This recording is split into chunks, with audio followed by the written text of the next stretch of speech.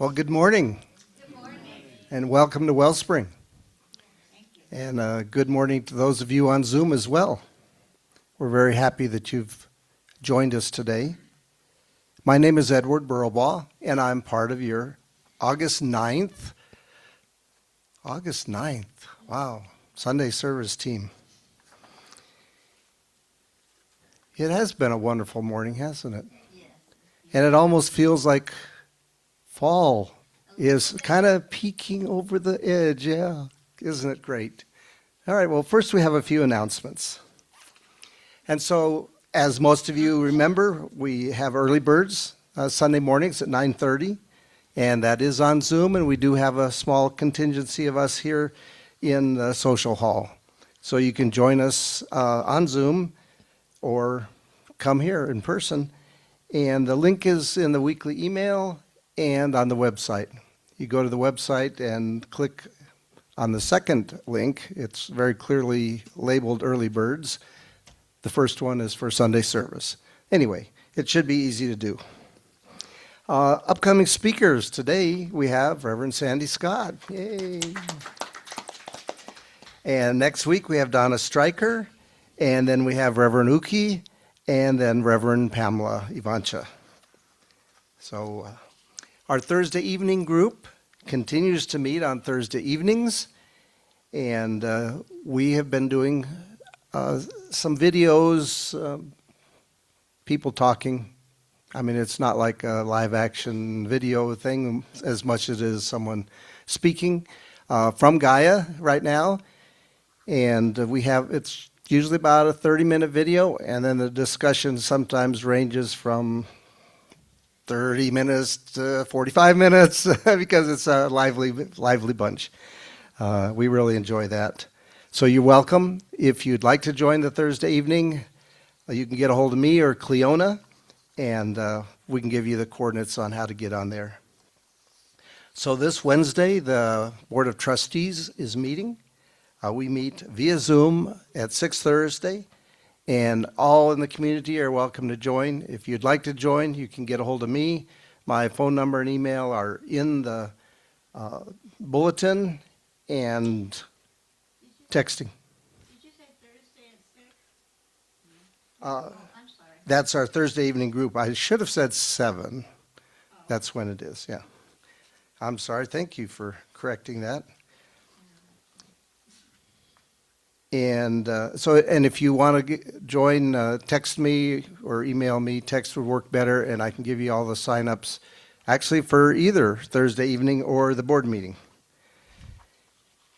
And as we typically do every board meeting day, we also have a community lunch. You're welcome to join us. It's at Santorini's at 11:30. That's Santorini's over there on University. Seems to be a popular spot. We've tried a few other spots as well. We're talking about lunch bunch. I think I got, yeah. Okay, we have a community outing for August, and that is dinner at the Red Lantern Japanese restaurant. That's on August 22nd at 5 p.m. That's a new Japanese restaurant on Missouri. And it's not a chain. The chef is self-taught, hands-on experience with sushi and other Japanese dishes. They keep it simple with taste and ingredients, with affordable prices and decent-sized portions. Oh, your kimono is optional. No. Yeah. All right. Our prayer team remains ready to serve and support you. The best way to get your prayer request is either to contact me directly or fill one of those forms out in the back and contact me as well. We are no longer using the website for that. We tended to get too much spam. Anyway, we meet Tuesday afternoons at 4:15 to pray with you. We know that prayer works. We know the power of prayer. And as you place your intention in the prayer request, we know that it is fulfilled. But at the same time, you may consider making your effort of sitting in a still, quiet space Tuesday afternoons at 4:15. Now it's time for our invocation.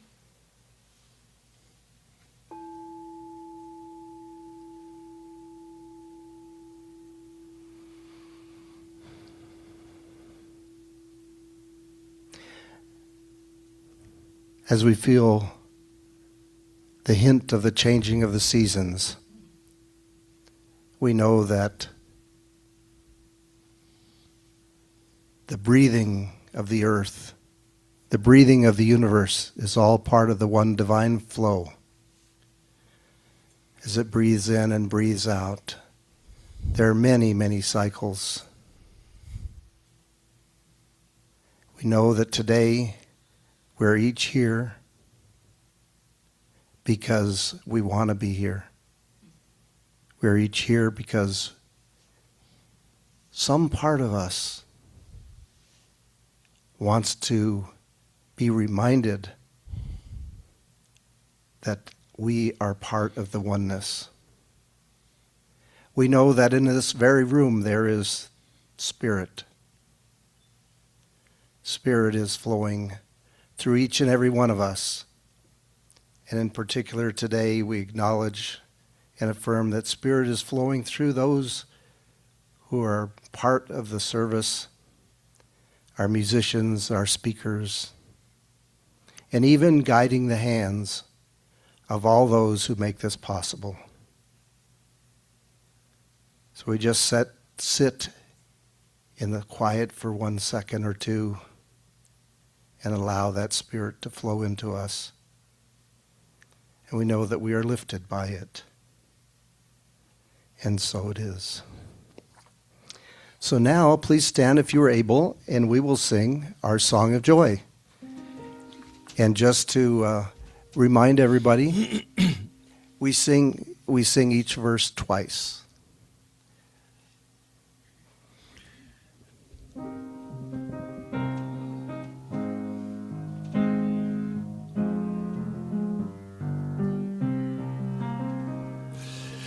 I am the heart, I am the hands, I am the voice of Spirit on earth, and all I am, and all I do is a blessing to the world. I am the heart, I am the hands, I am the voice of Spirit on earth, and all I am and all I do is a blessing to the world. You are the heart, you are the hands, you are the voice of Spirit on earth, and all you are and all you do is a blessing to the world. You are the heart, you are the hands, you are the voice of Spirit on earth, and all you are and all you do is a blessing to the world. We are the heart, we are the hands, we are the voice of Spirit on earth, and all we are and all we do is a blessing to the world. We are the heart, we are the hands, we are the voice of Spirit on earth, and all we are and all we do is a blessing to the world. We're a blessing to the world. We're a blessing to the world.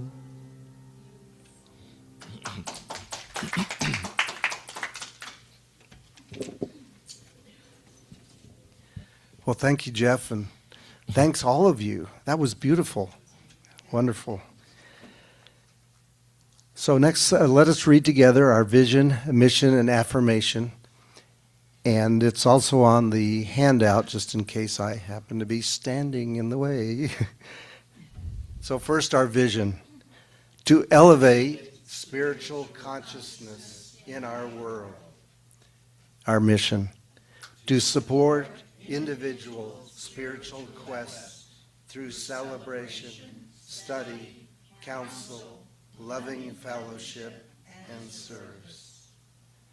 Before we say our affirmation, I just want to acknowledge that the Song of Joy was selected to kind of resonate with the monthly affirmation as well. So our affirmation: my personal mission is unique and important. I accept my calling and know that I am a magnificent, divine expression, shining brightly for the universe to behold. And so it is. And now our special music. Jeff, All right. welcome. Thank you. This is a song I wrote a little bit ago, and you guys can feel free to sing along if you want.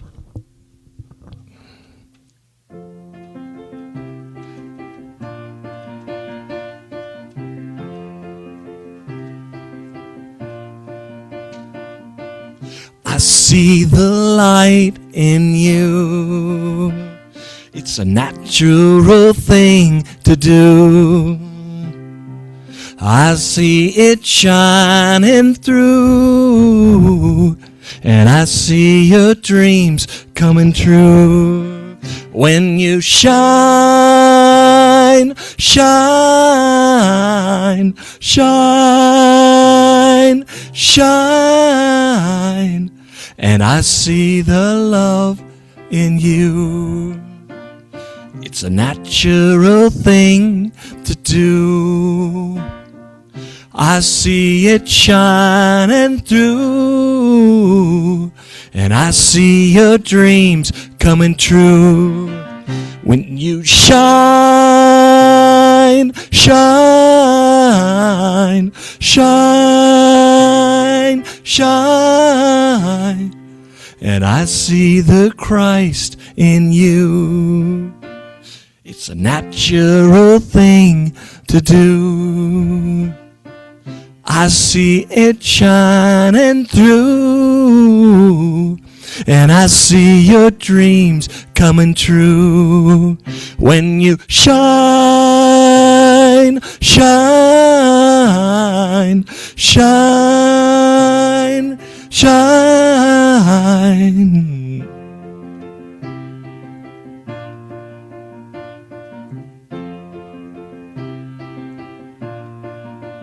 When you shine, shine, shine, shine.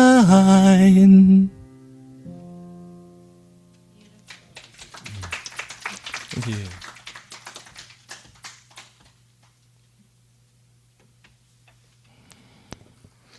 Thank you, Jeff. Oh, sure. So for the reading today, I was in contact with Reverend Sandhi, and she said today's topic was change your thinking, change your life. And there's another way of saying the same thing, which I read, and it says, choose your thinking, change your life. And the one that I like, since I made it up, was, if you don't like your life, change your thinking. That's kind of like the quote that's attributed to Einstein, which is, if you try the same thing over and over again, expecting a different result, you're insane, or something along those lines. So the change your thinking, change your life is a very basic concept of our New Thought philosophy. And for those of you who might be a little new to New Thought, we have this wonderful book in our bookstore called Basic Ideas of Science of Mind. And I'm willing to start a class on basic ideas of science of mind. It'll probably be an 8-week course. And it'll be based on this book. And please contact me after service if you'd like to join that class. And we'll set up either Tuesday or Wednesday evening that we can have that class. Anyway, in this book is a story Ernest Holmes uses of someone who changed their thinking and changed their life. As I was looking at that, I thought, I remember another story about that. And so I'm going to read that instead. And the title of this is, Are You a Duck or an Eagle? And this was in a book by Rhonda Hamilton, and she is relating this story by Harvey Mackay, an author and speaker. And I'll just as a preface say that he says, as a speaker, I find myself in and out of airports, rental cars, and taxi cabs. And I've had some of these experiences myself. Most of the time, my personal taxi cab experiences are not very pleasant. There are exceptions to the rule occasionally, but many times, if it's hot weather, the air conditioner isn't running. Some windows are down and the hot air, and this is Rhonda speaking, the hot air blows my hair all over my head, and of course I'm trying to keep looking good for the meeting and so forth. The interior of the vehicles are dirty. You kind of hate to touch anything. And the drivers make only necessary conversation to find out my destination and oftentimes talk on their cell phones in languages foreign to me. Or I've had the experience of some crazy radio station that I can't even relate to in any times. Anyway, so Harvey Mackay writes this. Harvey, was waiting in line for a ride at the airport. When a cab pulled up, the first thing Harvey noticed was that the taxi was polished to a bright shine. Smartly dressed in a white shirt, black tie, and freshly pressed black slacks, the cab driver jumped out, rounded the car to open the back passenger door for Harvey. He handed him a laminated card and said, I am Wally, your driver. While I'm loading your bags in the trunk, I'd like you to read my mission statement. Taken aback, Harvey read the card. It said, Wally's mission statement. To get my customers to their destination in the quickest, safest, and cheapest way possible in a friendly environment. That blew Harvey away, especially when he noticed the inside of the cab matched the outside, spotlessly clean. As he slid behind the wheel, Wally said, Would you like a cup of coffee? I have a thermos of regular or decaf. Harvey half-jokingly said, No thanks, I prefer soft drinks. Wally smiled and said, No problem. I have a cooler up front with regular and Diet Coke, water, and orange juice. Almost stuttering, Harvey said, I'll take a Diet Coke. Handing him his drink, Wally said, If you'd like something to read, I have the Wall Street Journal, Time, Sports Illustrated, and USA Today. As they were pulling away, Wally handed my friend another laminated card.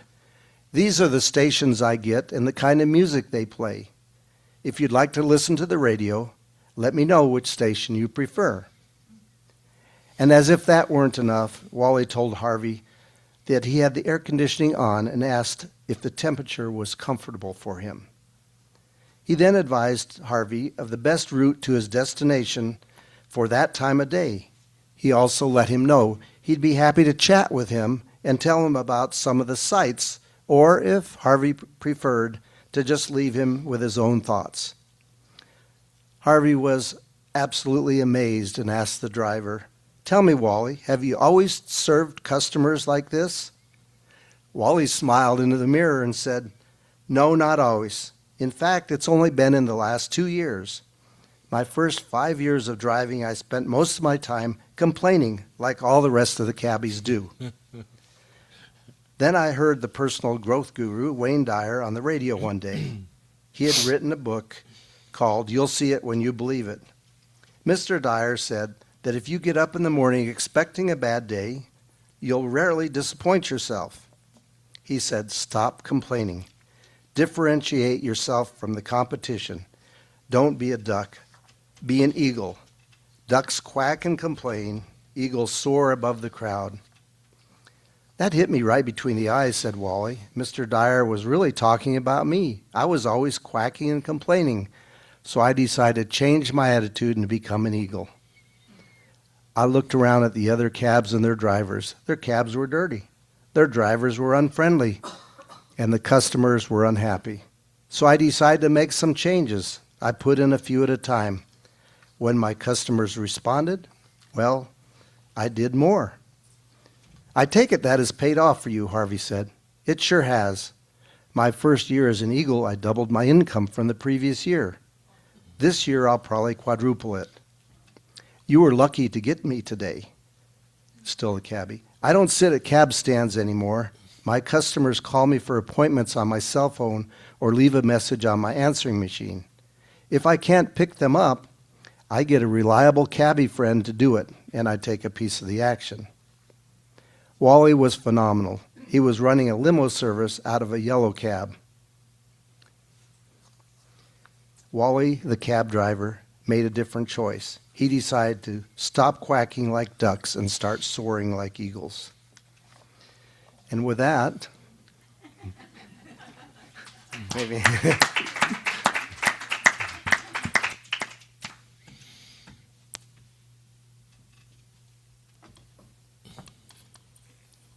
Thanks, Edward. As always, you really picked pearls of wisdom with some fun in it too, huh? I want to welcome Mike. It's his first time here. Welcome, welcome, welcome. I'll never forget the first time I went to Science of Mind. I was working for minimum wage in a laundromat in San Diego. I'd been dumped by my fiance from my sister, and I was a lost soul. And this woman said, "You just have to go to my church."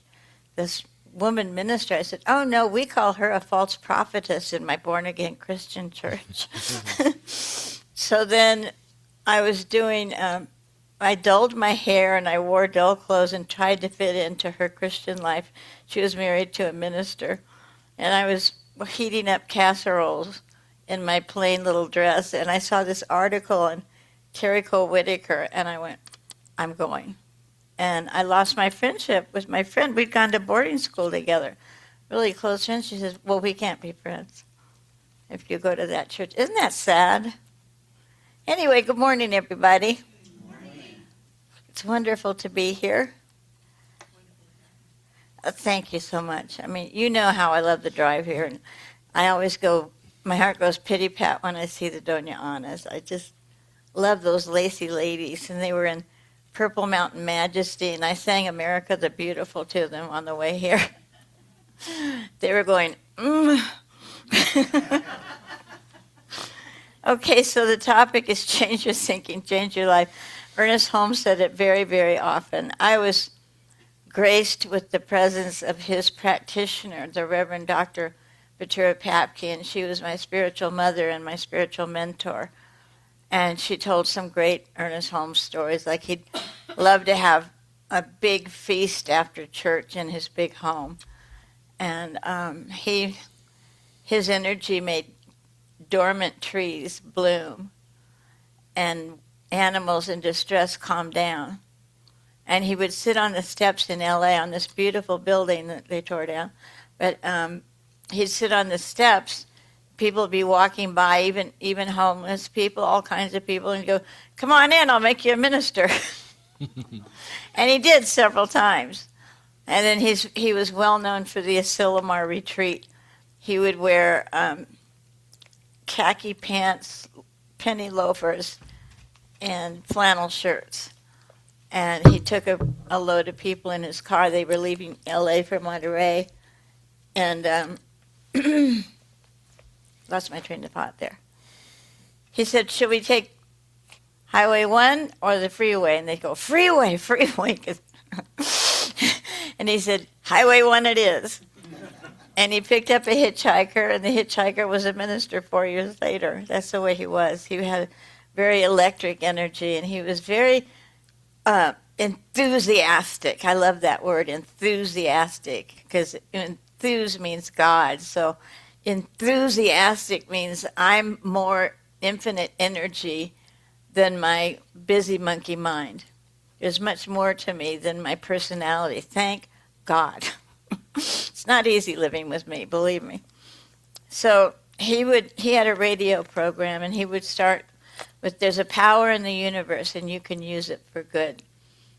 And he was just electric. And I usually don't talk about paranormal experiences because I'm not a big fan. I'm not an alien person, but I respect everybody's interpretation of life because I've had so many weird experiences. But one Sunday, Ventura Papke, she lived in Arizona, and she spoke at our church, which was an AIDS ministry. And people were mad at us. They said, you can't serve people that are dying. There is no death. There is no disease. I went, oh, thank you for sharing. We're continuing. Nobody's taking care of these people. So she would come to our church. And one day we had tulips for her because Ventura means tulip. And she said, I was sitting right there. And she said, and my name is Ventura. And it means tulip. And bam!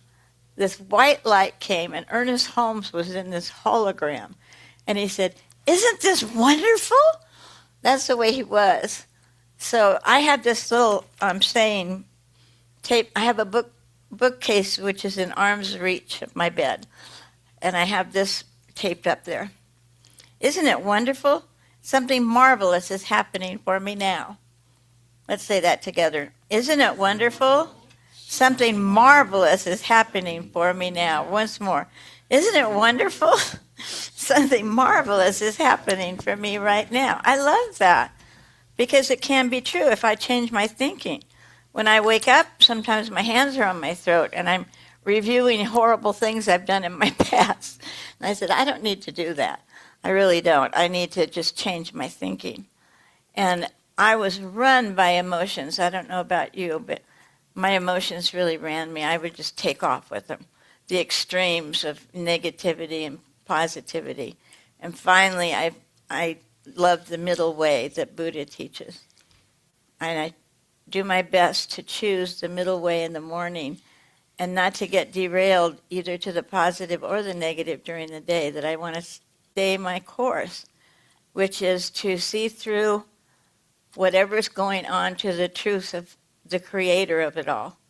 Just see through to God. That's what Ventura taught me. Just ignore the physical, because it was pretty horrible in the AIDS days.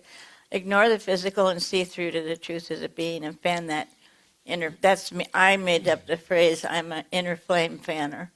That I like to flame the inner fan for people, and hopefully today will fan something and ignite something in you today, because my purpose is to present topics that would be of use, of value to you.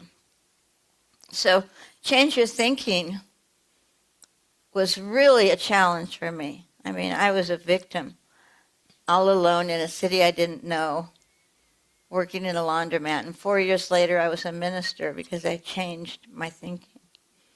This woman was so dynamic that I believed what she said. And she would just belt out her messages, and she wore white suits. And I thought of her as a beautiful palomino because she'd pace back and forth and just belt her message out. And it was just a wonderful experience. So I'm ever so grateful to learn that I can change my thinking, that I can think my way out of an emotion or a reaction. You know, I always say I try to move from robotic reaction to mindful response, and to push the pause button when I can. It's like, don't do that. Take a pause, choose your thinking. Like, I loved Edward's interpretation. If you don't like your life, change your thinking. Yeah, it was very good. Okay, so this is from the chapter. This is my old Science of Mind book. It was my second one. The other one was in shreds and someone stole it. I was heartbroken. But anyway, this is the 50th anniversary edition, a long time ago. and I had puppies. That's proof of having puppies, because it's leather. Yeah. I couldn't get upset. At first I was really upset because the book means a lot to me. And, and then I just had to laugh. It's just like, oh, they're just such rascals. The ones I have now, there's one rascal that just drives you nuts. And they're little dogs, but they're compact. And you go to pick them up, it's like, ugh, they're like bowling balls. But they keep me happy and laughing, all four of them. So here we are. This is the chapter, The Power of Thought. What a marvelous thought to bear in mind that it is done unto us. We need not coerce, we need not create the power, but we must let this great power operate through us. So Ernest Holmes always said, lay the foundation with your words and let God fill in the manifestation. Just put it out there and leave it lay. Just leave it alone and trust and rest. 2 years ago today, my friend bought me a car. Yesterday, 2 years ago, she rented her house to me here in TRC, and I moved here. So it's a wonderful day, wonderful memories for me, because that's the grace of God. The reason it happened is I stopped trying to figure it out, where I was supposed to move and what I was supposed to do and who I was supposed to be with. Is it Mexico? Is it Tahoe? Is it blah, blah, blah, blah. Just be still. Just be still and listen for the answer. The guidance will come. And it says here, we do not create the power, but we must let this great power operate through us. I let it operate through me. And in a week, after being still for more than I've ever been, which is hard for a talker, we were at lunch at La Nueva Casita, my favorite restaurant, at the hood where I lived in the barrio. And she said, we have a house we can rent to you. And it was just mystical, magical, because I've always loved TRC, because I'm odd, and there's a lot of odd people there. I fit in. First time since Haight-Ashbury, I really fit in. It's amazing.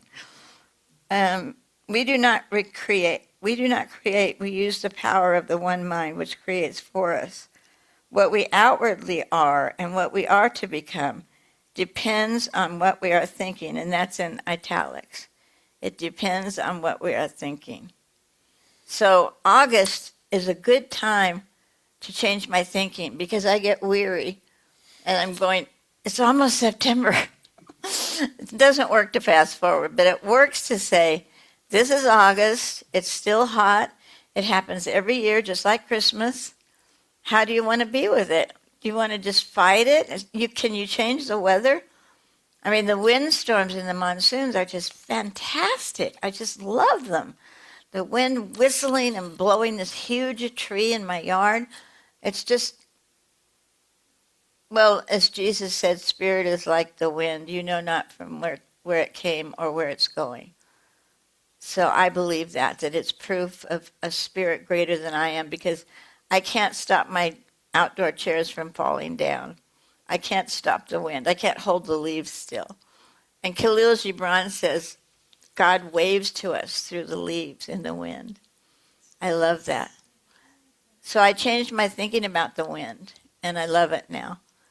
And I changed my thinking about being hot, because for the first time in 5 years, I have a car with great air conditioning, and I have a home that has a great air conditioning and heating, and there's nothing like it. I mean, what's there to complain about?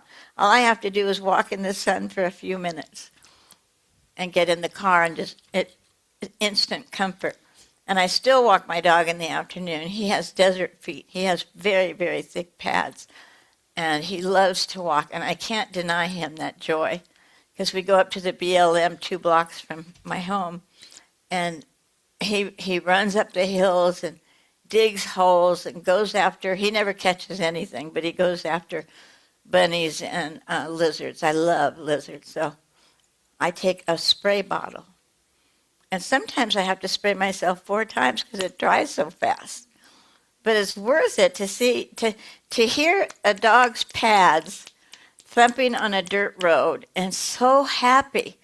It absolutely brings me joy. So I don't cut us out of that unless I just can't do it, which is very rare. So what's that about? That's about changing my thinking about the heat, that it's too hot to walk. You just find a way. I wear a hat. I look like a beekeeper. I cover up. And it's just such great joy. And when I have to go early, because I have a breathing challenge, he comes right with me now. And he didn't walk behind me since that one day. I was worried he was getting really old because he walked behind me. But anyway, dogs are my joy. Law of life is the law of thought, an activity of consciousness. The power flows through us. Let it flow. The Spirit can do for us only what it can do through us, unless we are able to provide the consciousness. It cannot make the gift. The power behind all things is without limit, but in working for us, it must work through us. So that's that law of correspondence. That's that change your thinking. I call it light the runway for the good ship Lollipop to land with all kinds of goodies. I like light the runway because I have to be ready. You know, in the 5-step treatment, it's R-U-T. Anyway, it's are you ready to receive? Are you ready to receive? Are you willing to have a miracle today? Are you willing for something marvelous happening? Why not? All we have to do is open our hearts and lift our thoughts. Do I do it all the time? Heck no. But I'm getting better all the time because I love the results. I just love it. If someone wrote something kind of mean yesterday to me before my class, I hold a gathering every Saturday in a beautiful gallery in TRC. And she wrote something kind of mean-spirited to me. And I started to get huffy. So I called Terry, as I always do. I said, I need a Terry transplant of thinking because I didn't want to stay there. I didn't want to react. I didn't want to get hurt. I didn't want my ego to react. I wanted to respond with love. I said, oh, that's so sweet. Thank you very much. Have a wonderful day.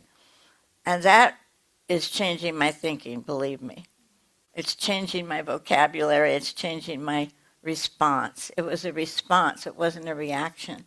So I could get ready for this gathering. I didn't have to get derailed and spend time rehearsing, reruns and rehearsals. Reruns and rehearsals. What did she do? Blah, blah, blah. I'm going to blah, blah, blah. That's just a way. It's just nonsense. It takes us off the track of the middle way. So this is a short chapter.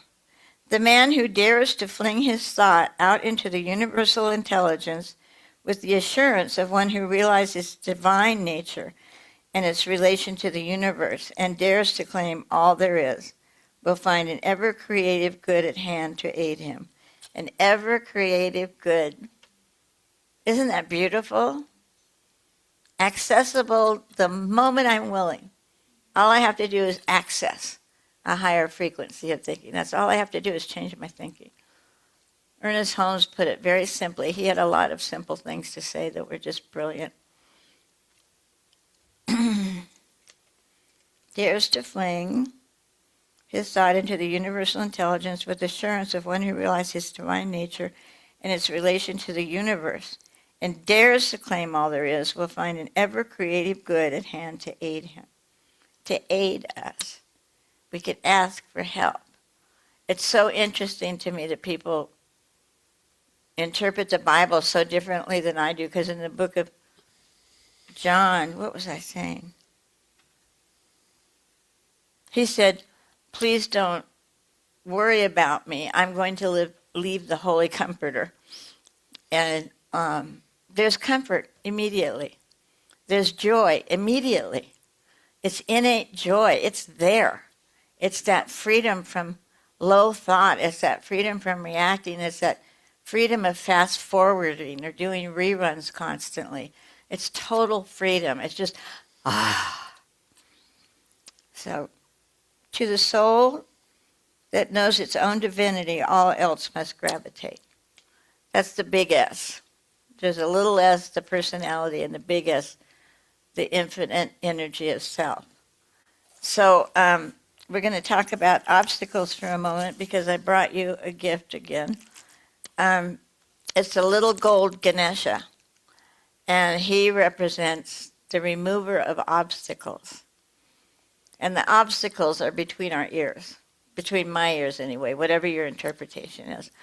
But I think he's adorable, and I left him in the package because you're going to be the first person to touch it since India. He came from India. So Terry always... Oh, God, I didn't see it for a minute. Thanks, Terry. Oh, but of course. Here you go, Jeff. So the story of Ganesha is that he was the child of Shiva and Parvati. And Shiva was out on campaigns, winning property and winning wars. And he came home 3 years later, and Parvati was taking a bath, and she told her little toddler son, Ganesha, she said, don't let anyone in under any circumstances. Stop every person that wants to go through this door because I'm taking a bath. And so he was real proud of himself, and this man came and said, I'm here to see Parvati. I need to see her. And he said, no, you can't. And he just stood his ground. And so Shiva cut his head off.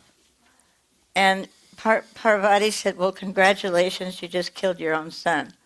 And he was bereft, very sorry. And he said, okay, I'll take the head of the next animal who's sleeping facing the north. And it was an elephant. So the first time I saw Ganesha, my minister, Terry Cole Whitaker, had been in India, and I said, how could she want this ugly thing? What is that about? But then I had a guru, Majaya Bhagavati, and I stayed in Orlando for 10 days with her. And she said, you can do this if you want. You put it in your right hand, and you say, Ganesha, Ganesha, Ganesha, let the gold fall into my hands that I may serve. I'll say it a couple of times more, and you can say it with me if you want. Ganesha, Ganesha, Ganesha, let the gold fall into my hands that I may serve. And once more, Ganesha, Ganesha, Ganesha, let the gold fall into my hands that I may serve. The purpose of prosperity is to serve. And I always say that service is the only non-addictive legal way out of emotional pain. If I just think of others, if I'm really stuck, I'll go through my contacts in my phone and wish well-being for everybody. And it takes me out of myself, because self-centeredness is a trap. And I have compassion for narcissists because we were emotionally abandoned, and it was up to us to figure out life. There was no help for us. And so I became a DMC queen, dominate, manipulate, and control. I wanted to be in control. I wasn't going to have anyone dominate me ever again. So the recovery from that is not easy, and only 5% of narcissists go for help. So the self-centeredness, it's to have compassion for people when they're controlling, when they won't listen, when they aren't empathetic at all. I don't mean sympathetic, that's gooey. But empathetic is, I understand as much as I can on this side of your problem. And I'm here to listen. Just listen. Active listening and compassion. That's the one-size-fits-all response to people in dire straits. So Ganesha is the blockbuster. He removes obstacles, and he's also a symbol of prosperity. And when I finally learned about it, I like him now because he's this little toddler with an elephant head. He's very charming. I forgot my bigger one, but Ganesha is popular in all the sects of religions in Hinduism. Everybody accepts him. And if you're interested, I would love to take a field trip someday to El Paso because they have a huge Hindu temple. Have you been there? Oh, it's just awesome. It's just, there's this huge Ganesha and Krishna and Lakshmi and Ram and all that. But it's wonderful. And you know what? They asked me to teach the Bhagavad Gita there. It was such an honor. So don't miss it. I mean, it's on Sundays, unfortunately. But it really is amazing. I had a friend that was a Hindu in Las Cruces, and she was a member of the temple. And so she took me. And it was just so lovely. When I burnt out, all I could do was chant and go to the Krishna temple. Because they didn't lecture, well, there is a talk, but just chanting, just getting into the higher frequency, it takes me right there. So we've done this chant before. We're going to do it today because forgiveness is permission to move on, isn't it? If you have your hands around someone's throat that really is around your throat, and forgiveness releases us and gives us permission to move on from that reactive contraction around the problem where God can't get in with a crowbar. So this is the way it goes. Louise Hay used to sing it in her group, and I did her group once a month, and we were friends. And she did phenomenal work. The light has come. I have forgiven the world. The light has come. I am free. 3 more times with me. The light has come. I have forgiven the world. The light has come. I am free. Once more. The light has come. I have forgiven the world. The light has come. I am free. So there's nothing new under the sun, and I say just about the same thing every Sunday, to focus on the greater good, to make decisions for the highest good of all concerned. The highest good of all concerned. What is the highest good that would bless everybody concerned with this? And when someone's in the hospital, I said, I'm praying for you and the staff, your friends and family, everyone involved with you who's concerned. They have my deepest compassion. There was something else. Let me just find it. Hello? Oh, Stuart Wilde is a wonderful writer. He wrote a lot of books, and one is Affirmations. And he was a brat. I mean, a real spiritual brat. That I spent some time with him and had a consultation with him. And he was the most authentic New Age writer I'd ever met, and I met a lot of them because they were guests at Terry Cole Whitaker's church where I was associate minister, and Marianne Williamson Church of Today in Detroit where I was an assistant minister.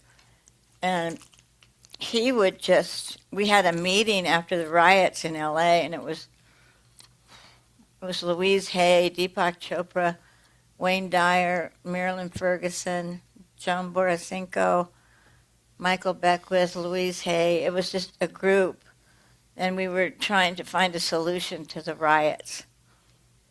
So we came up with, there should be a youth group. Tony Robbins came up with it. He says, I've got it. We need to have a youth group that serves others, that serves these communities that are in such trouble. And I said, we have one. It's called AmeriCorps. So, service, thinking of others. So Stuart Wilde calls thoughts thought formations. I really like that. Terry and I were talking about it. When I find a pearl, I call her and we discuss it. And I love her observations. So it's so neat to run ideas by people that you have a resonation with whom you have a resonation. So he talks about samskaras. How many people know what samskaras are? They're thoughts. They're thought forms. And that's what we're talking about today. But I like reading different interpretations of the same old thing, but the different interpretations and the different vocabulary stretches my brain. That thought formations, that's kind of cool. I form my thoughts from the formless, and I can send them back to the formless from which they came. So if I'm forming low thoughts, you know how that works. I started reacting on the road today and said, "What are you doing?" It's just traffic, and there's one lane driving down here now because they're paving the road. Hallelujah. So, improvement. Anyway, change your thinking, change your life. It's amazing if I just stop and say, what's the highest thought about this? What am I doing contracting around it? What am I doing just staying stuck and rigid and reactive? It's just awful, isn't it? It feels terrible. And I release myself sooner and sooner all the time. That's the ticket. Just do your best and blank the rest.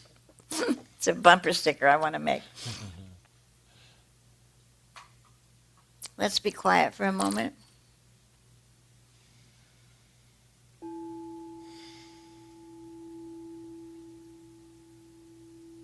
With this beautiful tone, we can let it take us home, our real home, Spirit Divine, the presence within us without birth, without death, without change, that we can access the moment we're willing to choose a thought that is in resonance with the invisible from which all visible comes, the formless from which all form comes and to which all form returns. Everything you can sense is temporary. This too shall pass. This too shall pass. This too shall pass. So, if you have an obstacle in your life, you might want to think about Ganesha that's there to bust through that. The remover of obstacles, Ganesha. You don't have to like it. You don't have to resonate with it. It's just interesting to me that there's this being that's totally dedicated to removing obstacles, the obstacles between our ears, the low thoughts about ourselves that take us down, down, down. And one thought of, I love myself just the way I am and just the way I am not. I accept myself just as I am. I accept my circumstances. I accept the physical condition of my body. And then I move on to gratitude. So think of at least 3 things that you have heartfelt gratitude for in your life. 3 things.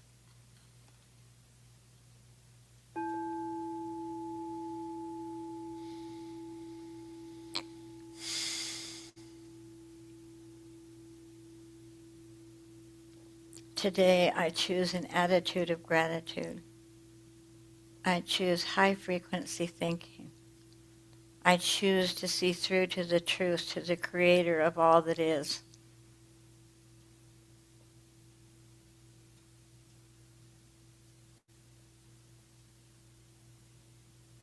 Change your thinking, change your life. You may want to use Ganesha as a symbol of removing obstacles. You don't have to remove it. You have to light the runway for the result, the healing, the revealing, the return to truth, to land. So we light the runway for this amazing experience of instant change, instant uplifting, instant good, making decisions for the highest good of all concerned. Accepting everything just as it is and as it is not. If I can do something about it, I ask for the power and the wisdom to do that. If I can't do something about it, I ask for acceptance and to wrap it up in infinite peace, love, and truth. And just let it be with the intention of lifting up. And so today we give thanks for every person in the room, the team, the music. You make a difference when you're here. I wish you could see yourselves. People light up during a talk. Your lights come on in your eyes. You get some ahas. Sometimes you don't like what you hear. That's fine. But we're here to live lightly. We're here to learn and to practice the principles that set us free in an instant. So take a moment and access infinite good. If you have an obstacle, wrap it in infinite good. Let the light shine through it. Let it dissolve. As an old Episcopalian minister once said, your life is none of your business. Leave it to a greater intelligence, a greater good, a greater presence. And so we give thanks.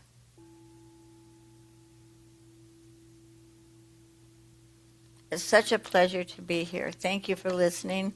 Thank you for being here. It's been a wonderful time for me. Thank you.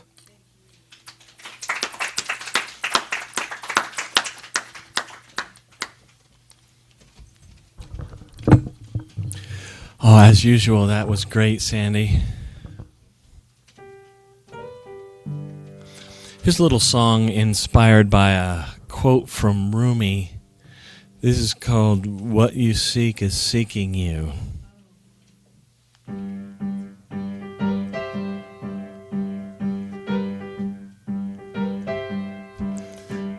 Treasure, when you're trying so hard to find it, it's not there. All the pressure says you're building castles in the air. But everything's a miracle. Just look at this world we know. We've created something beautiful. Just think and know. What you seek is seeking you. Oh yeah. What you seek is seeking you. What you seek is seeking you. Mm-hmm. What you seek is seeking you. Treasure seems just like it's water through your hands. Well, the pressure always trying to force a change of plans. Well, everything's a miracle. Look at this world we know. We've created something beautiful.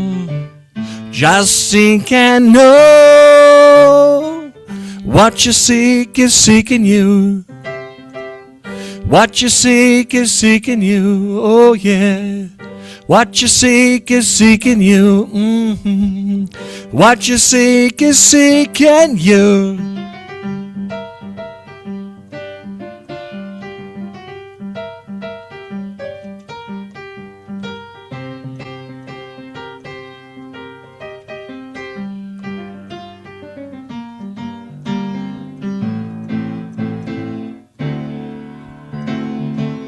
What you seek is seeking you. What you seek is seeking you. Mm-hmm. What you seek is seeking you. Yeah. What you seek is seeking you.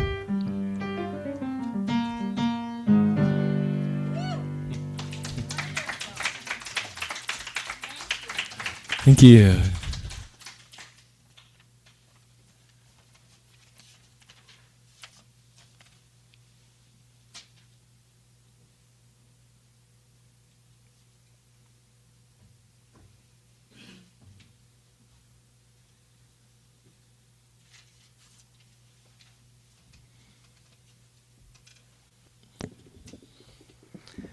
Well, thank you, Sandy.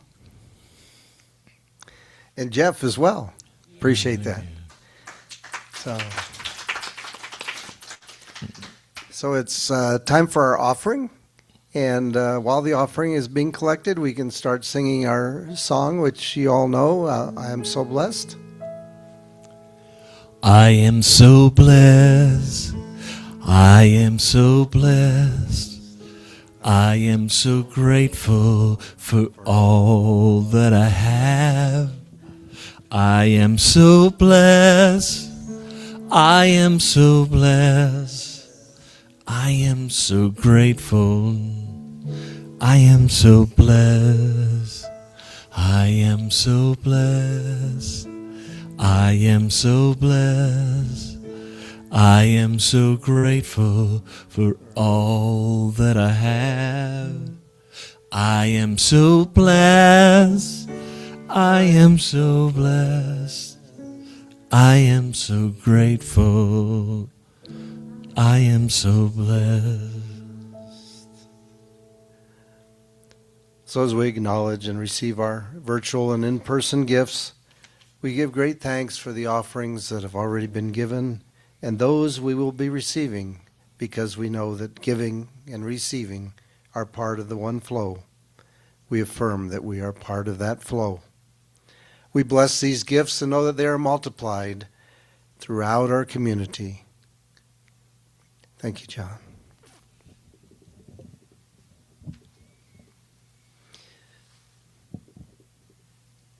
So there are a number of folks who have contributed to today's production, and we are grateful for that, especially our tech support in the back there. We couldn't do Zoom without them. Yes.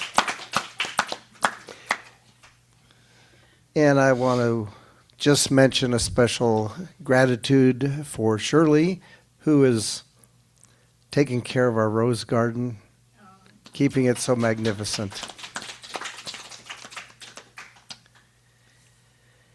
So thank you for joining us in Zoomland today. We hope you enjoyed what you saw, and we know that there are those who will be catching up with this Sunday on our archives page on our website.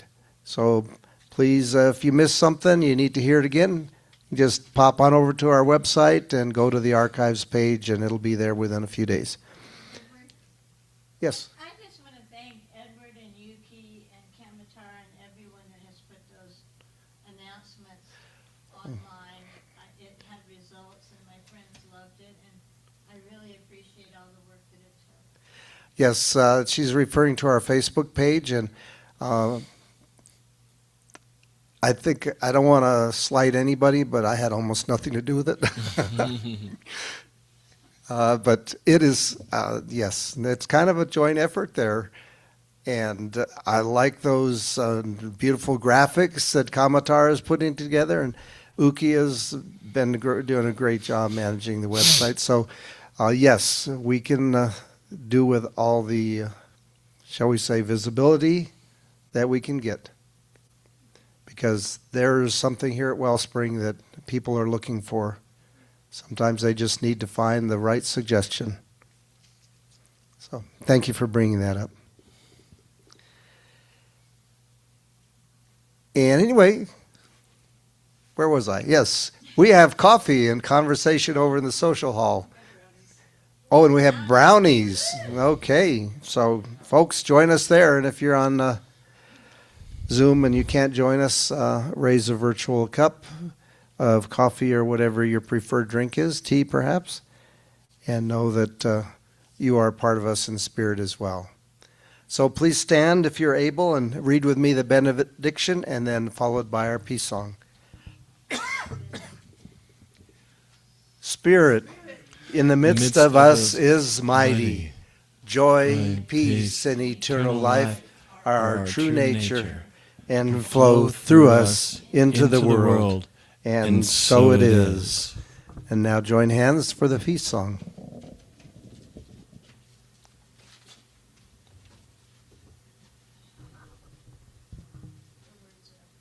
Ready? And if you don't mind, you can just look this way.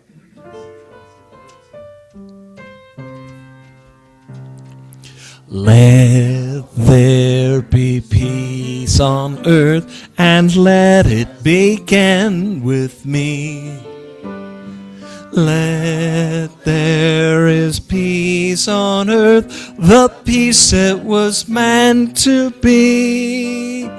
With God our Creator, that it all are we. Let us walk with each other in perfect harmony. Let peace begin with me. Let this be the moment now. With every step I take, let this be my joyous vow.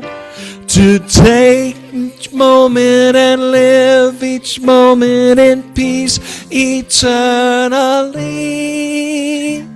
Let there be peace on earth, and let it begin with me.